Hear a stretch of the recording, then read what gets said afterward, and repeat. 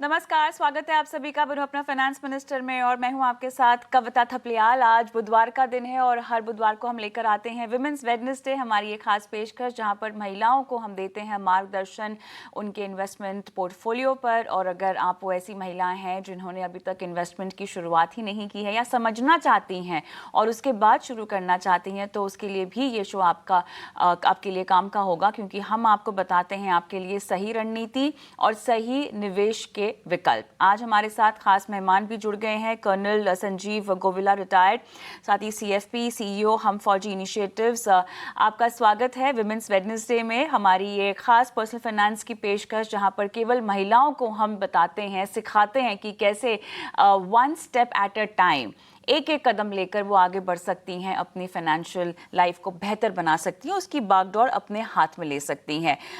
संजीव जी, शुरुआत करते हैं। और फर्स्ट क्वेश्चन, पहला सवाल हम लेंगे एक स्टूडेंट का। काबिल तारीफ, क्योंकि इनका नाम एक तो रीता है और ये स्टूडेंट है। ये कह रही हैं कि ये 500 रुपये से शुरुआत करना चाहती हैं, कौन सा फंड लें। पॉकेट मनी से इन्वेस्ट कर रही हैं, इसीलिए बहुत ज़्यादा घाटा नहीं ले सकती हैं। तो रीता, कॉन्ग्रेचुलेशंस। मेरे ख्याल से आपका सवाल इंस्पिरेशन है तमाम लोगों के लिए जो अभी तक इन्वेस्टमेंट्स के बारे में सिर्फ सोचते आए हैं और या तो उन्हें ये लगता है कि इन्वेस्टमेंट के लिए एक बहुत भारी भरकम अमाउंट की ज़रूरत होती है। आप पॉकेट मनी बचा रही हैं। संजीव जी, कहीं ना कहीं ये बात कई चीज़ों का सबूत है। एक तो ये कि कैसे इन्वेस्टमेंट्स को लेकर और म्यूचुअल फंड्स के जरिए फाइनेंशियल पोर्टफोलियो को बनाने को लेकर जो जागरूकता है वो आगे बढ़ रही है। और दूसरा, 500 रुपये से ये शुरुआत करना चाहती हैं अपनी पॉकेट मनी को बचाकर। तो बहुत कम उम्र से ही ये बहुत ज़्यादा अवेयर हैं, जागरूक हैं अपने निवेश को लेकर, निवेश के सफ़र को लेकर। और रीता, इनफैक्ट आपको तो हम धन्यवाद करना चाहते हैं कि आपने हमारे प्लेटफॉर्म को चुना अपने इस गाइडेंस के लिए। संजीव जी, बताइए कैसे करेंगे इनका मार्गदर्शन। सबसे पहले कविता जी और ईटी, ये पहली बार है कि मैं एक शो कर रहा हूं और वो सिर्फ लेडीज का, और करते हुए मुझे बहुत ही बढ़िया लग रहा है। जी क्योंकि ये एक चीज है जो इंडिया के अंदर, देश के अंदर आना बहुत जरूरी है। और ऊपर से उसके सबसे पहला क्वेश्चन एक स्टूडेंट से आता है जो अपनी बिल्कुल। पॉकेट मनी को इन्वेस्ट कर रहे हैं। इससे बढ़िया चीज मुझे नहीं लगता कि एक शुभारंभ एक शो की हो सकती है। सबसे बड़ी चीज रीता जी, आपने ये लिखा है कि मैं बिल्कुल भी लॉस नहीं ले सकती हूँ। तो अगर हम उसी हिसाब से आपकी इन्वेस्टमेंट का करें तो शुरू में हम इन्वेस्टमेंट की बजाय एक अच्छे लेवल की सेविंग की बात ज्यादा करेंगे। और क्योंकि आपने लॉस के ऊपर बहुत ज्यादा ध्यान दिया है, ध्यान से लिखा है, तो मैं ये कहूंगा कि आप डेट फंड्स होते हैं, उनमें एक फंड होता है, एक कैटेगरी ऑफ फंड होता है अल्ट्रा शॉर्ट टर्म फंड। तो अल्ट्रा शॉर्ट टर्म फंड से आप शुरू करिए। अगर कहीं पे मेरे समझने में ये हुआ है, ये गलती हुई है कि आप बिल्कुल भी लॉस नहीं ले सकते की बजाय आप थोड़ा सा ट्राई करने को तैयार हैं, तो एक कैटेगरी होती है इक्विटी सेविंग्स फंड। उसके अंदर बहुत थोड़ा सा इक्विटी होता है, आप उसको ले सकती हैं, उस कैटेगरी को ले सकती हैं। और वो जो एक कैटेगरी ऐसी होती है जिसके अंदर 20% के आसपास की इक्विटी होने से मार्केट के उतार चढ़ाव का इतना फर्क भी नहीं पड़ता है। अगर आप ultra short term fund use करना चाहती हैं तो उसमें मैं ICICI prudential ultra short term fund आपको रिकमेंड करूंगा। बहुत अच्छा ट्रैक रिकॉर्ड है, बहुत सेफ्टी से चलता है। और अगर आप इक्विटी सेविंग्स 20% इक्विटी अपने पोर्टफोलियो में रखने के लिए ओके हैं, जो मैं एक्चुअली आपको आपकी उम्र के हिसाब से रिकमेंड करूंगा, तो ईडलवेस इक्विटी सेविंग्स फंड एक बहुत बढ़िया फंड है, बहुत बढ़िया ट्रैक रिकॉर्ड। चलिए, तो यहाँ पर आपने रेकमेंडेशन इनको दी है। साथ ही मैं चाहती हूँ संजीव जी, थोड़ा सा हम रीता को गाइड करें कि कैसे अपनी इन्वेस्टमेंट्स को बढ़ाना भी है। देखिए, फिलहाल तो ये स्टूडेंट हैं, तो हम समझते हैं पॉकेट मनी से निवेश कर रही हैं तो कंस्ट्रेंट्स हैं, बट शुरुआत इन्होंने कर दी है। अब इसके आगे ही इनको बढ़ना है। जब ये कमाना भी शुरू कर दें या जब 500 रुपये से आगे भी बढ़ना चाहे, तो उसका रास्ता क्या होगा, उसकी राह क्या होगी। नया फंड जोड़ें या एग्जिस्टिंग फंड में ही अपने निवेश को बढ़ा दें, कैसे डिसाइड करें। ओके, बहुत अच्छा फॉलोअप क्वेश्चन है। और इसके अंदर रीता जी, आपको ये देखना है कि आप कैसे म्यूचुअल फंड में, मैं ये मान के चलता हूं कि पहली बार आप म्यूचुअल फंड्स के अंदर इन्वेस्ट कर रहे हैं, तो इसलिए सेफ्टी से कर रहे हैं, बिल्कुल बढ़िया चीज है। जैसे जैसे आप आगे जाएंगी, आप कंफर्टेबल हो जाएंगी, एसआईपी का कॉन्सेप्ट आपको समझ आने लग जाएगा, तो धीरे धीरे आप इक्विटी की तरफ भी जाइएगा। जैसे आपकी कैपेसिटी बढ़ती चली जाती है, एक 5 से 6 फंड का पोर्टफोलियो धीरे, ये आपकी एम रहना चाहिए। कैसे आप पहुंचेंगे डिपेंड करेगा आपको कितना कंफर्ट आ जाता है, कितना इक्विटी के उतार चढ़ाव में आपका आपको ठीक लगता है, वो करके एक फंड और ऐड कर लीजिए। अगर नेक्स्ट फंड ऐड करना चाहेंगी तो एक लार्ज कैप फंड जो पूरी मार्केट को दर्शाता है, लार्ज कैप फंड ऐड करना ठीक रहेगा। उसके अलावा आप हाइब्रिड फंड्स कर सकते हैं जो इक्विटी डेट का एक कॉम्बिनेशन होता है। ऐसे करके आप नेक्स्ट फंड आपका लार्ज कैप, फिर एक इक्विटी, एक हाइब्रिड फंड ले सकती हैं जिसके अंदर कमोडिटी भी हो तो बहुत अच्छा है, तो वो एक मल्टी एसेट फंड होते हैं। ऐसे करके जब इस स्टेज तक पहुंचेंगे आपको काफी कुछ समझ आने लग जाएगा, और mid cap, large and mid cap वगैरह ऐड करना आप अपने आप ही शुरू कर देंगे। चलिए, थोड़ा सा अपनी जागरूकता को भी बढ़ाएं, मेरे ख्याल से रीता, थोड़ा फ़ायदा आपको वहाँ पर भी होगा।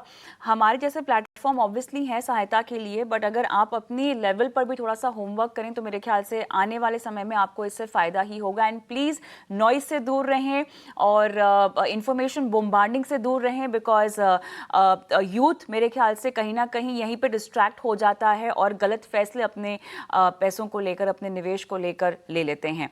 बहरहाल हम आगे बढ़ते हैं और प्रिया का मैं सवाल लेना चाहती हूं, और ये भी बहुत इंटरेस्टिंग सवाल है। संजीव जी देखिए, आपके आते ही हमें बहुत इंटरेस्टिंग सवाल आने लग गए हैं।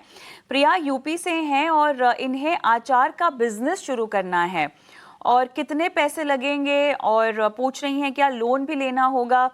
एंटरप्रेन्योर जर्नी पर आप निकलना चाहती हैं Priya, so congratulations and all the best, and thank you so much अपना सवाल हमें देने के लिए, बिकॉज इस शो में न सिर्फ हम आपके लाइफ के गोल्स की बात करते हैं जिसमें बच्चों की पढ़ाई लिखाई, शादी, रिटायरमेंट होती है, लेकिन एंटरप्रेन्योर भी आप कैसे बन सकते हैं और कैसे खुद की कमाई से आप ये कदम उठा सकती हैं। तो थैंक यू सवाल भेजने के लिए। और संजीव जी, एक एंटरप्रेन्योर जर्नी में बहुत सारे पड़ाव आते हैं। ये खुद का अचार का बिजनेस शुरू करना चाहती हैं, हमने कोविड में देखा ऐसी बहुत सारी महिलाओं ने घरों में से ही बिजनेस की शुरुआत कर दी और कहीं ना कहीं अपना जो हुनर है उसका इस्तेमाल किया फाइनेंशियली इंडिपेंडेंट होने के लिए। प्रिया भी उसी राह पर निकल गई हैं, और कितना तैयार होना पड़ता है अगर अगर अचार बनाने जैसा कोई कारोबार आपको शुरू करना है, जो कि संजीव जी हम देखते हैं घर से ही शुरू किया जा सकता है, थोड़े बहुत लोगों के साथ, और घर के ही मेंबर्स, परिवार वाले ही हम देखते हैं कि शुरू कर देते हैं इस तरह के बिजनेसेस को।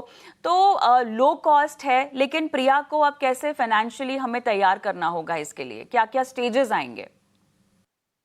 बिल्कुल कविता जी, आपने बहुत अच्छी तरीके से ये चीज प्रेजेंट की है। और अगर मैं असली में बताऊं, सारे बड़े बिजनेस ऐसे ही शुरू होते हैं, लो कॉस्ट, छोटा छोटा शुरू होता है। आपको पता नहीं होता आगे कहाँ जाना है, कैसे जाना है, बहुत कुछ ट्रायल एंड एरर, बहुत पढ़ाई लिखाई करनी पड़ती है इसके लिए, आगे कैसे बढ़े, वो सारी चीजें। इस वाले केस में अगेन यही बात आती है कि पहले एक स्टूडेंट का क्वेश्चन लिया, फिर अब एक बडिंग एंटरप्रेन्योर का क्वेश्चन लिया, तो बहुत ही बढ़िया, मुझे बहुत अच्छा लग रहा है इस शो के बारे में मुझे, कि अलग अलग, बिल्कुल ऑफ द जो नॉर्मल तरीके के क्वेश्चंस होते हैं उनसे अलग क्वेश्चंस चल रहे हैं। अब सबसे बड़ी बात, इसके पहले कि मैं इसका जवाब दूं, क्योंकि मैं खुद एंटरप्रेन्योर रह चुका हूं, जीरो से स्टार्ट किया था 15 साल पहले, पता नहीं था कैसे करना है, आर्मी छोड़ करके बिल्कुल इसके अंदर घुस गए थे। उस समय बिजनेस क्या होता है ये भी नहीं मालूम था। अब मुझे बिल्कुल भी आइडिया नहीं है कि आप किस स्केल की बात कर रहे हैं, आपका स्टार्टिंग कैपिटल, आपके हाथ में कितना पैसा है। मैं ये मान के चलता हूं आप एक घरेलू बिजनेस से शुरू करना चाहती हैं, और फिर जैसे जैसे आगे बढ़ेगा उसको आप आगे लेकर के चलना चाहते हैं। सबसे पहली चीज, आप ये मत देखिए कि कौन सा अचार बनाना है और कौन सा नहीं करना है, क्योंकि वो तो जब आपने ये क्वेश्चन पूछा उसके ऊपर मैं ये मान के चलता हूं आपने काफी काम पहले ही कर लिया होगा। सबसे बड़ी बात इसके अंदर ये आती है कि आपके कस्टमर कौन है और कहाँ है। अपने आसपास का, जैसे कविता जी ने बताया, अपने नेबरहुड का, अपने पड़ोसियों का, अपने जानकार लोगों के बीच में सबसे पहले बिजनेस शुरू होता है। ये हमेशा हर बिजनेस ऐसे ही होता है। तो आपने ये देखना है किस तरह की चीजें, क्या आप उनको बेच सकते हैं, अपना कैसे बेचेंगी, क्या चीज वो खरीदना चाहेंगे, इसके ऊपर पहले रिसर्च करिए बहुत ध्यान से। वो मत बेचिए जो आपको अच्छा लगता है, बल्कि जो आपके कस्टमर्स चाहते हैं। पहली बात तो ये हो गई। दूसरी चीज कि आप उनको कैसे बताएंगे कि आपने ये शुरू किया, राइट? तो ये जो है, ये मैं मार्केटिंग की बात कर रहा हूं। किस तरह से उनको बताना चाहेंगी, उनके पास जाके बताएंगी, कोई फ्लायर्स किसी तरह के प्रिंट करके उनको देखेंगे, या जो कुछ भी, फैमिली की गैदरिंग हो रही है, आसपास के लोगों की गैदरिंग हो रही है, कहीं पे कोई फंक्शन हो रहा है, वहां पे आप सबको धीरे धीरे थोड़ा थोड़ा बता रहे हैं। तो ये दोनों चीजें बहुत ज्यादा जरूरी है। प्रोडक्ट तो आप बना ही लेंगे, मुझे पूरा विश्वास है। और एक गृहिणी को अच्छी तरह से पता होता है कि अचार और किस तरह के अचार कैसे बनते हैं और कैसे वो टेस्टी बनाए जाते हैं ताकि लोगों को अच्छे लगे। अब तीसरी चीज जो आपने डायरेक्टली पूछी है वो कि कितना पैसा लेकर के चलना है। शुरू में मुझे नहीं लगता कि आपको बहुत ज्यादा पैसे की फिक्र करनी चाहिए। सबसे पहली चीज आपको यह है कि क्या बनाना है और उसको कैसे मार्केटिंग और सेल्स करना है। अगर 10,000 रुपए से भी आप एक घरेलू बाजार का अपना बिजनेस अचार का शुरू करती हैं, तो मेरे ख्याल से वो एक बहुत अच्छा स्टार्टिंग है। और फिर जब आप बेचेंगे, थोड़ा प्रॉफिट होगा, उसको उसी के अंदर डालेंगे, तो ऐसे करके धीरे धीरे बढ़ता जाएगा। एक टाइम आ जाएगा जब आपको ये लगेगा कि मुझे अब काफी अच्छी तरह से दिख रहा है, लोगों को अच्छा भी लग रहा है, अब मुझे थोड़ा सा बड़े स्केल पे जाना चाहिए। हो सकता है आप कई लोगों को, एक या दो लोगों को अपना एम्प्लॉयमेंट भी दें अपने इस बिजनेस में। तब कहीं पे आपको लोन वगैरह की बात करनी चाहिए, अगर वो आपकी क्षमता से बाहर चला जाता है। सबसे पहला लोन आमतौर पे मैंने देखा है वो अपने फ्रेंड्स, फैमिलीज, जानकारों से लिया जाता है। और फिर उसके बाद कहीं पे जाकर के बैंक, एनबीएफसी होते हैं, नॉन बैंकिंग फाइनेंशियल कंपनी, जो इसके लिए लोन देती हैं। P2P lending, person to person lending platforms भी होते हैं, और माइक्रो फाइनेंस प्लेटफॉर्म्स भी होते हैं। तो इनके बारे में भी धीरे धीरे आप पढ़ते रहिए। और वहां वो चीज तब आती है जब आपकी जर्नी बड़ी होने लग जाती है, जो मैं बहुत बहुत आशा करता हूं कि आपकी जर्नी बड़ी होगी, क्योंकि आप पूरी तरह से रिसर्च करके आगे जाना चाहते चलिए प्रिया जी, जहाँ तक शुरुआत करने की बात है, जो सवाल आपके जहन में आ रहे होंगे संजीव जी ने उनको दूर करने की पूरी कोशिश की है। आपसे बस हम यही चाहते हैं कि जो होमवर्क यहाँ पर आपको दिया गया है वो कीजिए, और उसके बाद आप कितना आगे बढ़ी हैं उसकी जानकारी भी हमें दीजिएगा, ताकि हम आपको अगला स्टेप बता सके कि कैसे लेना है। फिलहाल शुरुआत कीजिए, अपने बेस को स्ट्रॉन्ग कीजिए और आगे बढ़िए। संजीव जी, अगला सवाल कामना का लेंगे। और ये कह रही हैं कि रिटायर होने वाली हैं 2 साल के समय में, और फिलहाल ये अकेली हैं, इन द सेंस ये इकलौती कमाने वाली हैं अपने परिवार में। इनके बच्चे एजुकेटेड हैं और वो बाहर निकल चुके हैं, और अब ये खुद की ज़िंदगी खुद के तरीके से जीना चाहती है। मतलब जितनी भी रिस्पॉन्सिबिलिटीज़ थी उससे अब ये फारिग हो चुकी हैं, और रिटायरमेंट के बाद उनको लगभग 75 लाख रुपए मिलेंगे।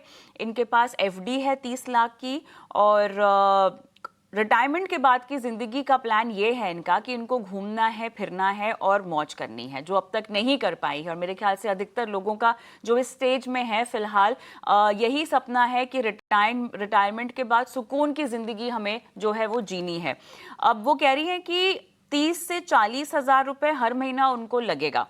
तो मेरे पास इससे ज़्यादा कोई डिटेल्स नहीं है कि इनके बाकी का निवेश का पोर्टफोलियो क्या क्या है। अभी तो सिर्फ फिक्स डिपॉजिट की जानकारी दी है, क्या कुछ इंश्योरेंस भी है, कहीं पर और भी कुछ इन्होंने पैसे लगा रखे हैं रियल एस्टेट वगैरह में, क्या कोई रेंटल इनकम है, वो सब जानकारी मेरे पास नहीं है। लेकिन हाँ, खुलकर जीना चाहती हैं, और खुद पर यकीन करते हुए, अपनी कमाई पर यकीन करते हुए आगे बढ़ना चाहती हैं। तो ज़िंदगी का ये अहम फैसला लेने के लिए मुबारकबाद, शुभकामनाएं आपको कामना जी, आपकी आगे की लाइफ के लिए। और जितना हमसे हो सकेगा हम आपको फाइनेंशियली जो है स्ट्रॉन्ग बनाने की कोशिश करेंगे, हमारे एंड से, हमारे एक्सपर्ट्स की सलाह के तरह से। बताइएगा संजीव जी, अब कैसे इनको सशक्त बनाया जाए, और रिटायरमेंट के बाद की ज़िंदगी है कैसे बिना किसी स्ट्रेस के बेफिक्र होकर जी सकती हैं। बिल्कुल। सबसे पहले मैं आपको एक शुभकामनाएं देना चाहूंगा इस बात की कि आप 2 साल पहले आपने उसके लिए सोचना शुरू कर दिया है। मेरा अपना एक्सपीरियंस है कि लोग कुछ एक महीने पहले, जब लगता है कि अब तो रिटायर होने का टाइम आ गया, तब इसके बारे में सोचना जरूरी करते हैं, शुरू करते हैं। अब सबसे पहली चीज उसके अंदर ये होती है कि आप जब आप रिटायरमेंट जहां पे भी आप काम कर रहे हैं, रिटायरमेंट होने के बाद क्या बिल्कुल काम करना बंद कर देंगी या कोई किसी तरह का काम करेंगी? ये चीज एक इंपॉर्टेंट चीज होती है, क्योंकि जैसे जैसे हम लोगों हमारी जो है उम्र बढ़ रही है और हमारी लाइफ एक्सपेक्टेंसी भी बढ़ रही है, हम अपने को ज्यादा फिट रख रहे हैं। तो अगर जो भी एज पे आप रिटायर हो रही हैं, 60 पे अगर रिटायर हो रही हैं, तो 60 के बाद एकदम से स्टॉप नहीं आ जाता। हमें लगता है अभी तो बहुत बहुत काम कर सकते हैं हम। ये एक चीज करनी है। दूसरी चीज इसके अंदर ये आ जाती है कि मान लीजिए आप डिसाइड करती हैं, नहीं बहुत काम कर लिया मैंने, मुझे कुछ नहीं करना आगे। तो किस तरह की जिंदगी, मौज करना, वो सब कुछ बिल्कुल ठीक है, लेकिन ये बड़ी बड़ी बातें हैं बोलने वाली। एग्जैक्टली क्या करना चाहती हैं आप, कितना घूमना चाहती हैं? अगर आप कहते हैं 30 से 40 हजार रुपए मुझे पर मंथ चाहिए, तो वो आपकी normal day to day expenses वाली बात कर रही हैं, या घूमना फिरना वगैरह सब कुछ उसमें इंक्लूडेड है कि नहीं है? बहुत इजी है इसको करना, इसको कैलकुलेट करना, सब कुछ करना। अगर आप बैठ जाएं तो इजी है, अगर नहीं बैठेंगे तो ये दिमाग के अंदर ये क्वेश्चन चलता ही रहेगा, और बाद में जाके अगेन आपको पता लगेगा कि मैंने जो सोचा था वैसा तो नहीं चल रहा है जिंदगी। ओके। अब आपके लिए दो सबसे बड़ी चीजें ध्यान ध्यान जो देनी है जब हम पैसे के हिसाब से बोलते हैं, तो वो ये है कि आपको, क्योंकि रिटायर हो गई हैं और कोई एडिशनल अब मंथली इनकम आने का चांस कम है, अनलेस आपने कोई किसी और जगह इन्वेस्ट किया जहां से एक पेंशन आ रही है, तो अपना जो को भी कॉर्पस है उसकी सेफ्टी बहुत ज्यादा जरूरी है।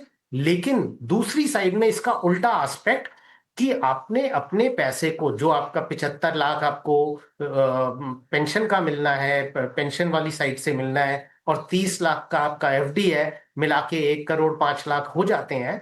इस पैसे को सेफ्टी के अलावा ग्रोथ भी देनी है, और ग्रोथ में प्रॉब्लम क्या है? प्रॉब्लम आपको आती है टैक्स से और इन्फ्लेशन से, महंगाई से।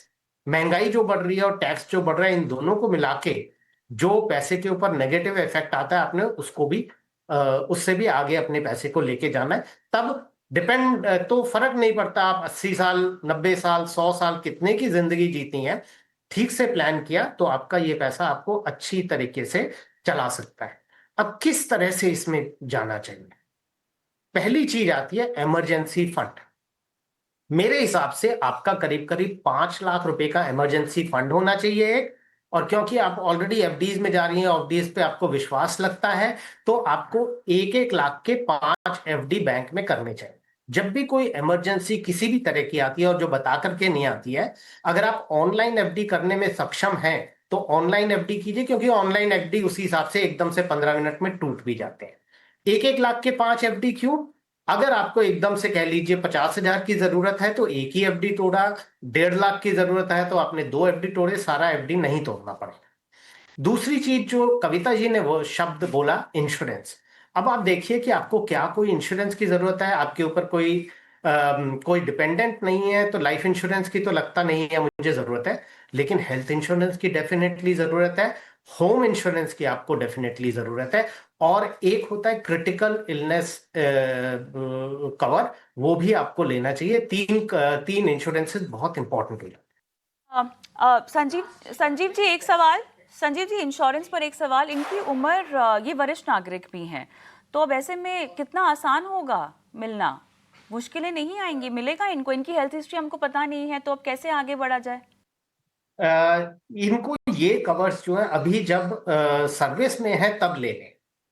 इस समय लेना, कवर लेना ज्यादा इजी होता है। एज अ रिटायर्ड पर्सन जब पैसिव इनकम होती है तो ये कवर्स लेना और मुश्किल हो जाता है। ऑफ कोर्स प्रीमियम ज्यादा होगा, एज के साथ प्रीमियम होना ही है। जैसे हेल्थ इंश्योरेंस होता है, उसके अंदर कोई भी फिक्सिंग ऑफ प्रीमियम नहीं होता। लाइफ इंश्योरेंस तो आपने एक बार लाइफ इंश्योरेंस पॉलिसी ली और वो फिक्स हो गया, लेकिन हेल्थ इंश्योरेंस तो हर हर साल, हर 2 साल पे इसका प्रीमियम रीसेट होता है। तो अपनी एज के हिसाब से आपको करना ही पड़ेगा। अगर एक बड़ी इमरजेंसी आ गई, कोई हॉस्पिटलाइजेशन हो गया, तो आपका जो इन्वेस्टमेंट्स किए हैं आपने, जो अपनी सेविंग्स की हैं, उसका एक बड़ा पार्ट भी उड़ सकता है। इसलिए हेल्थ इंश्योरेंस बहुत इंपॉर्टेंट है। होम इंश्योरेंस बहुत इंपॉर्टेंट है, क्योंकि आपकी सबसे बड़ी एसेट आपका होम होता है। बहुत थोड़े से पैसों में वो इंश्योर हो जाता है। और क्रिटिकल इलनेस तो आजकल हम देख ही रहे हैं, अजीब अजीब नाम वाली बीमारियां आ रही हैं। कुछ ऐसा हो जाए तो अगेन ये ना हो कि आपकी सारी जमा पूंजी जो है उसमें उड़ जाए। कवर्स ज्यादा थोड़ी महंगे आएंगे, एज के साथ होते ही होते हैं। इन्वेस्टमेंट जो इस तरह से रिटायरमेंट की प्लान की जाती है उसको कहते हैं बकेट स्ट्रैटेजी। बकेट मतलब हम 3 टोकरियां बनाते हैं और 3 टोकरियों के हिसाब से इन्वेस्टमेंट्स करते हैं। पहली वाली बकेट को कहते हैं शॉर्ट टर्म वाली, जिसमें करीब करीब आपका 20% पैसा जाता है। अगर हम मान के चलें आपके पास टोटल 1 करोड़ है, तो 1 करोड़ का 20 लाख उसमें जाना चाहिए। ये वो है जिससे आप अपनी मंथली एक्सपेंसेस खर्च करती हैं। इसमें से जो इनकम आती है उसको ऐसे सेटअप करना पड़ता है कि आपकी जो इनकम आनी चाहिए, जो आपको चाहिए, चाहे वो म्यूचुअल फंड की SWP सिस्टमैटिक विड्रॉल प्लान से कर रही हैं या FDs की मंथली इनकम से कर रही हैं, जैसे भी आप कर रही हैं, ये उस समय 2 साल जब आपका रिटायरमेंट होने वाला है उससे कुछ एक महीने पहले ही आप कर पाएंगी, उस समय की कंडीशंस को देखते हुए। तो ये वो शॉर्ट टर्म की बकेट होती है। दूसरी बकेट होती है मीडियम टर्म की। शॉर्ट टर्म की बकेट आपकी अगले 5 साल की जरूरत के लिए होती है। 6 से 10 साल के लिए मीडियम टर्म होती है, जिसमें आप थोड़ा सा रिस्क वाली चीजें लेते हैं। जैसे अगर म्यूचुअल फंड के हिसाब से बोलूं तो हाइब्रिड फंड्स भी उसके अंदर डाल देते हैं। पहली वाली बकेट के अंदर आप बिल्कुल भी रिस्क नहीं लेती, दूसरे में रिस्क थोड़ा सा बढ़ा देती हैं, वो भी करीब 20% होती है। और बाकी का जो आपका 60% होता है वो लॉन्ग टर्म के हिसाब से जाता है, 10 साल के बियॉन्ड। 6 से 10 साल बकेट 2 और बकेट 3 11वें साल ऑनवर्ड। हर साल आप अपने रिटायरमेंट वाले महीने के अंदर पैसा शिफ्ट करती है। बकेट 3 से 2 में आता है, 2 से 1 में आता है। बकेट 3 जो होती है उसके अंदर आप थोड़ी सी ज्यादा रिस्क ले रही हैं, इक्विटी थोड़ा ज्यादा लेती हैं, वो ग्रो होती रहती है, उसमें उतार चढ़ाव आएगा, लेकिन लॉन्ग टर्म में आपको बहुत बढ़िया आपके पैसे की वो को आगे बढ़ाएगा। तो ऐसे करके step by step 3 to 2, 2 to 1, ये ईयरली बेसिस पे आप इसको करते रहते हैं। इसकी ये बेस्ट स्ट्रैटेजी होती है अपने रिटायरमेंट फंड्स को जिंदगी भर चलाने के लिए। और जो भी आप करना चाहती हैं, जैसे मजे करना चाहती हैं, घूमना चाहती हैं, उसके लिए एक बहुत बढ़िया स्ट्रैटेजी।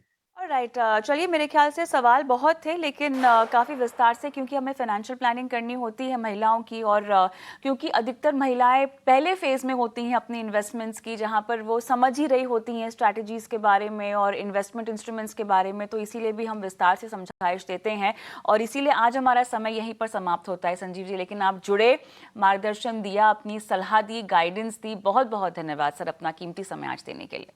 बहुत धन्यवाद कविता जी और ईटी, मुझे इस शो पर बुलाने के लिए। चलिए हम आगे बढ़ते हैं, और फिलहाल शो को समाप्त करने का भी समय हो गया है, लेकिन अगर आप भी उनमें से हैं जो हमसे मार्गदर्शन चाहती हैं, हमारे एक्सपर्ट्स को अपने सवाल पहुंचाना चाहती हैं, तो प्लीज़ अपने सवाल आप हमें व्हाट्सएप कर सकती हैं। यूट्यूब पर भी अपने सवाल छोड़ सकती हैं, लाइव शो देख सकती हैं, पुराने शोज़ भी हैं। हमारे चैनल के यूट्यूब पर चले जाइएगा, बनो अपना फाइनेंस मिनिस्टर का, वहाँ पर प्लेलिस्ट भी आपको मिल जाएगा। लाइव शोज़ भी देखिए, अपने सवाल भी कमेंट बॉक्स में डाल सकती हैं। तो फिलहाल मुझे भी वुमेन्स वेडनेसडे की इस पेशकश में इजाज़त दें। नमस्कार।